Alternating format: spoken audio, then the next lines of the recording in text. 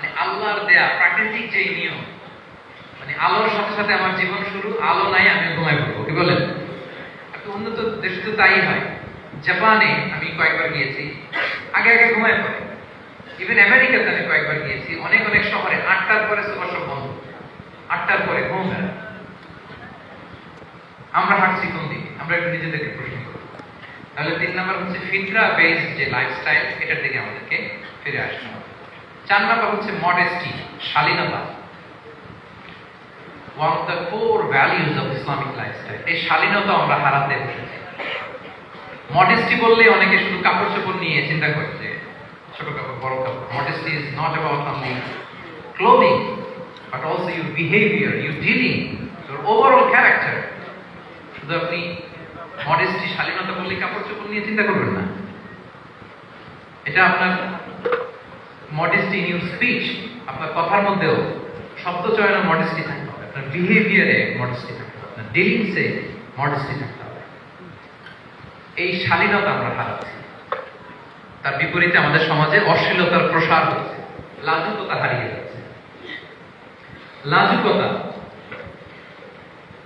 লজ্জা শরম থাকা, এটা যে কত বড় নিয়ামত, যেই জাতি একবার এটা হারিয়ে ফেলে আর কোনো কিছু দিয়ে জোড়াতালি দিয়ে এটা তারা রিভাইভ করতে পারে না।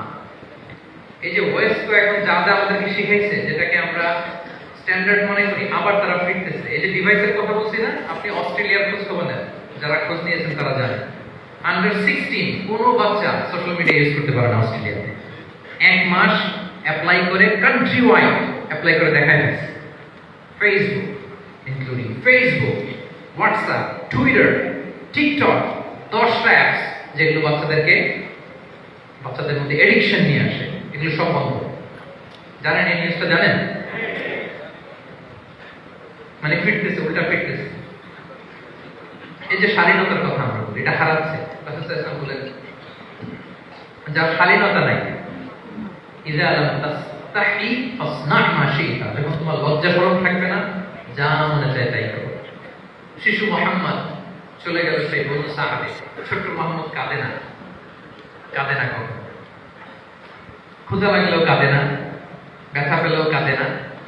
কিন্তু ছোট্ট মুহাম্মদের প্রাইভেটসের জায়গা থেকে কাপড়টা যখন সরে যেত, শিশু মুহাম্মদ কেঁদে দিত। সুবহানাল্লাহ।